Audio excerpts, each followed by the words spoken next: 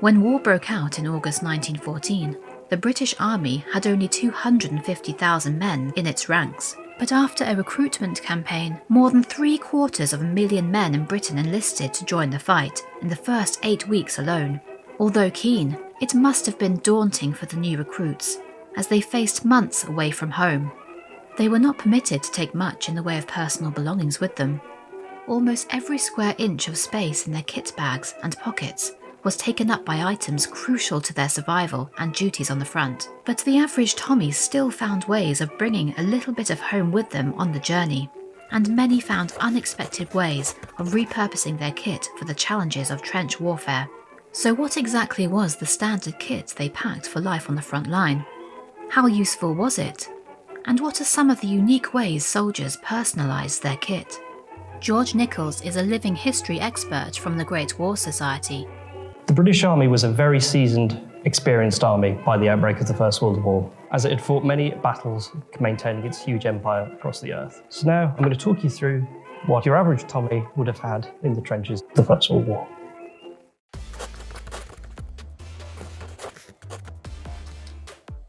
So make sure it's unloaded, so it's nice and safe. This was an absolute essential piece of the British Army, one of the most standard and versatile rifles of its time. It was called the Lee-Enfield because it was patented by one James Lee and was made in the county of Enfield, just on the outskirts of London. The Lee-Enfield rifle could fire an impressive 20 to 30 aim rounds a minute. It was generally considered to be the fastest military bolt-action rifle of the time. In fact, British soldiers discharged these weapons so quickly and efficiently that the Germans sometimes thought that they were under machine gun fire. This was an absolute essential piece of the British Army, and one of the most standard and versatile rifles of its time.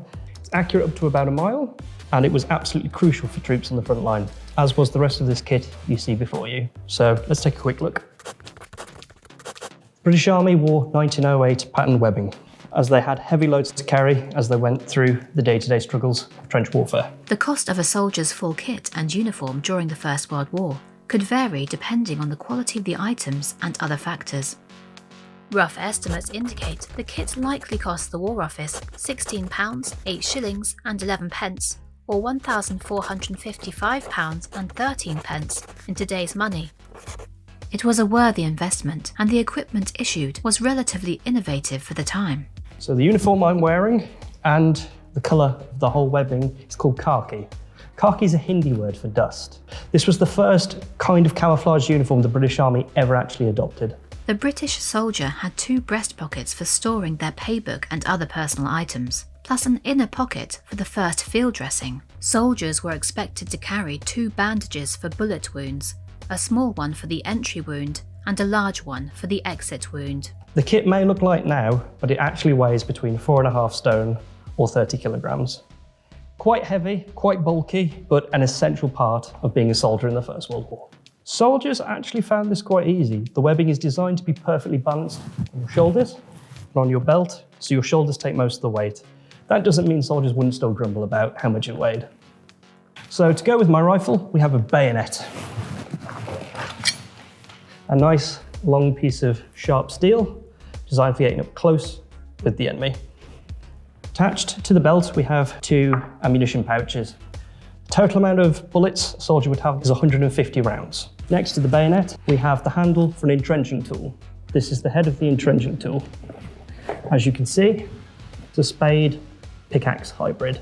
Very useful for breaking up the chalk on the Somme or the dirt on the Ypres salient. The entrenching tool could be repurposed as an improvised axe or even sharpened and used in close quarters during hand-to-hand combat. Many soldiers also carried tools for cutting barbed wire entanglements for easier access to no man's land.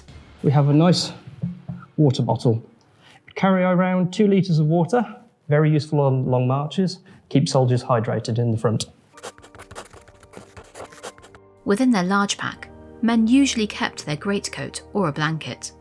Chemical weapons first emerged in 1915. The only protection available to soldiers was a cotton pad soaked in chemicals or a canvas hood with a rubber tube for breathing. By 1916, the small box respirator mask had been developed. Our eyes were streaming with water and with pain. Luckily, I was one of those who could still see. But we had no protection, no gas masks, and then you had to be set back. Anyone who could see, like I was, would go in front, and a half a dozen or 10 or 12 men, each with a hand on the shoulder of the man in front of them, and lines, you could see lines and lines of British soldiers with roller bandages around their eyes, going back towards Ypres. After that, we have small pack. This would have loads of items for their personal carry. A mess tin. This was a soldier's dish, plate, and pretty much any utility would be inside of this. We have a trench cooker. You would take the fabric off and put the bare tin on the stove as such. They used alcohol as they didn't want the smoke to give their position away to the Germans. The most important part was a spare change of socks. British Army marched, fought on its feet. So feet were the most important thing. We have some British Army foot powder. This was baby powder you would put on your feet twice a day to keep them dry, to keep out things like athlete's foot or trench foot. If you caught trench foot in the First World War, you were fined as you were seen as an undesirable soldier. After that, some gloves and a hat to keep me nice and warm in the trenches. However, lice loved them as they could make good nests in them. By mid-1915, it had dawned on the War Office that fabric caps were no match for bullets and shrapnel. The Brodie helmet, patented in London by John Leopold Brodie, finally provided better protection, resulting in reduced head injuries and fatalities. We have a towel. Soldiers were expected to shave once a day in the trenches. Facial hair was allowed, but it was frowned upon after the introduction of gas, as it affected how good gas masks were. This right here was a carry-all. So we have knife, fork, spoon, buttons. Button sticks like this were useful for keeping the buttons nice and shiny, as they were expected to when we were out of the trenches. Boot scraper. This, before being hammered down, was a spoon. This was useful for scraping off mud off uniforms and boots when going into dugouts. Shaving, looking soldierly and smart was always important, so soldiers were given a cut-throat razor to shave daily. Obviously, if we're going to shave, we need a brush. Carbolic soap was used as everything to wash hands and to use as shaving cream. If I'm going to shave, I'm also going to need a mirror. These are small little trench mirrors, a couple of khaki patches to patch up any holes in uniforms in case my trousers get caught in barbed wire. I have a sewing kit, also known as a housemaid. A couple of spare laces if my boots need a quick change. Infantrymen, of course, carried emergency rations. In addition to their standard issue kit, food and personal items helped to make life in the trenches more tolerable. So in front of me here we have original artefacts from soldiers in the First World War. One of the most amazing examples of this is the staple of the British ration diet, which was a biscuit. These things were as hard as nails, and as you can see, some survived the First World War. They took quite a lot of smashing to make them even palatable and dunking in tea. These hard biscuits were often carved to create souvenirs or mementos, such as this picture frame carved by Sergeant M. Herring of the Army Service Corps, which displays a photograph of himself, his wife and children.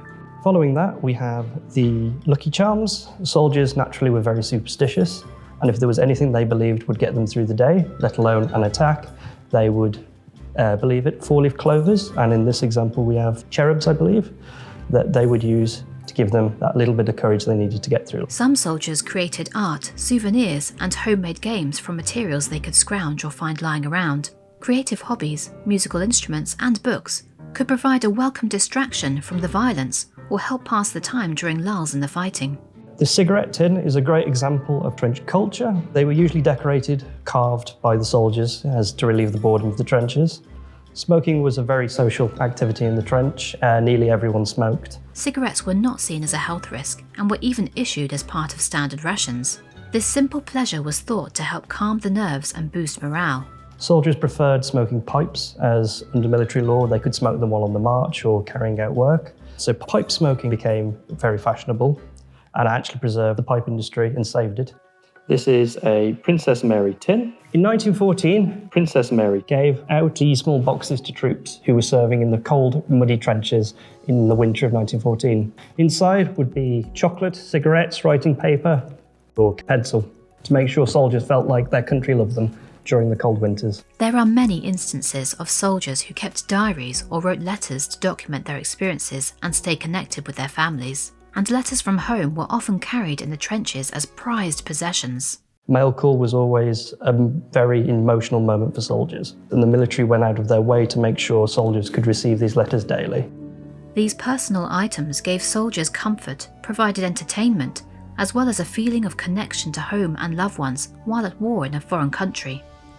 The resolve and determination of infantrymen who fought in the First World War helped to bring the conflict to an end by November 1918. The efficiency and innovative design of their equipment, the well-chosen items, and clever use of space helped to ensure they had everything needed to survive the brutal conditions of the trenches without being overloaded. Soldiers who fought during the First World War faced unimaginable conditions and dangers. However, their ability to adapt and innovate their tools was truly remarkable.